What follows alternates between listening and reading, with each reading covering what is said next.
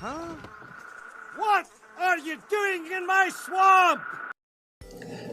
Hello everybody, this is Overboy, and I'm going to be doing my review for the 2001 movie Jimmy Neutron Boy Genius.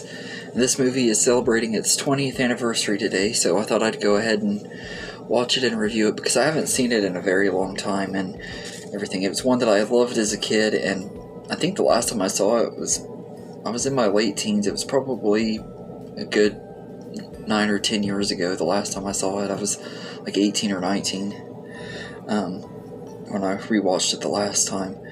But so this movie follows a boy scientist who is a super genius and must save all of the parents of his hometown from a race of egg-like aliens known as the Yolkians.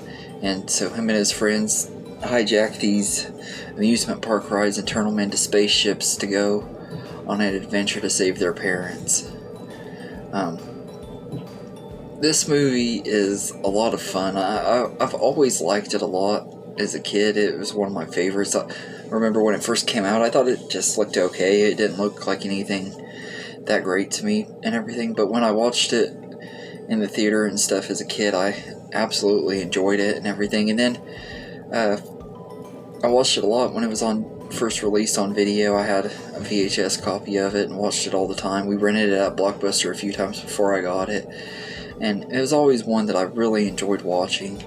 And they even made a TV show after it. Like first there was a TV special where where all of the pants in the town started attacking people and everything, and they're all running around in their underwear. I remember that episode, that little short or special. And then they made a TV show, but I never really watched the show as much, to be honest. I think by the time the show did start airing, I was just kind of over Jimmy Neutron and moved on to other stuff at that time. But I did really have a little phase where I loved this movie a lot, and it just kind of got lost in time. I rewatched it for the first time in years, back in, like I said, 9 or 10 years ago, and then I hadn't watched it since then. But this movie is pretty fun. I really am surprised at how well some of the stuff holds up, and it has some pretty good adult jokes in here that I didn't catch back then as a kid, like some of the stuff with Jimmy and Carl talking about puberty and stuff, and Jimmy's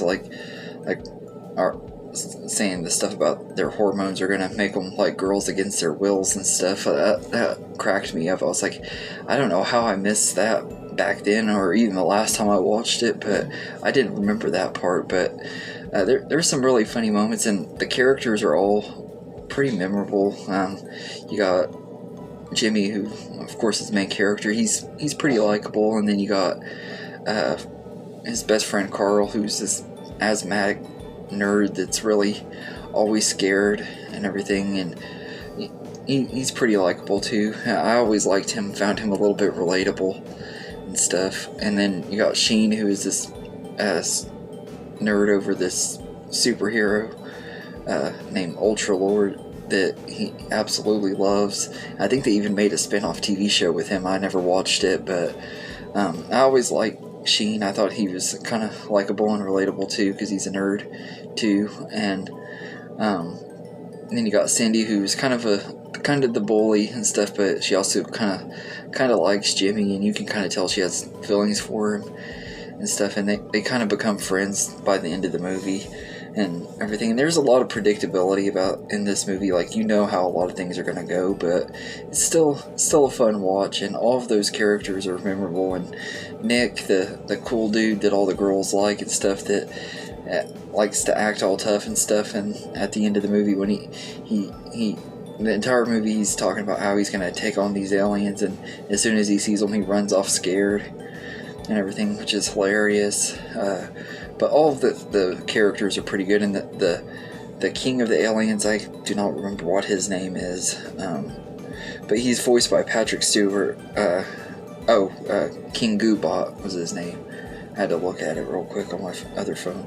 Yeah, he's really, really good, really funny and everything, and this is like a good way for an animated movie to utilize him, because the Emoji Movie just was terrible. I can't believe that they got him to voice a piece of poop and everything. In this one, at least, yeah, he's voicing a gooey character, but at least it's an alien. And his little sidekick Ooblar is voiced by Martin Short, and he's really funny too. Both of them are pretty funny villains, and neither one of them are really that intimidating. But I think all of the voice cast are good. Most of them are like just regular voice actors who would later go on and voice the characters on the show and stuff too, which is pretty cool. And I really enjoy this movie. I think it's a lot of fun. I will say though that the animation has aged pretty poorly. Not completely terribly.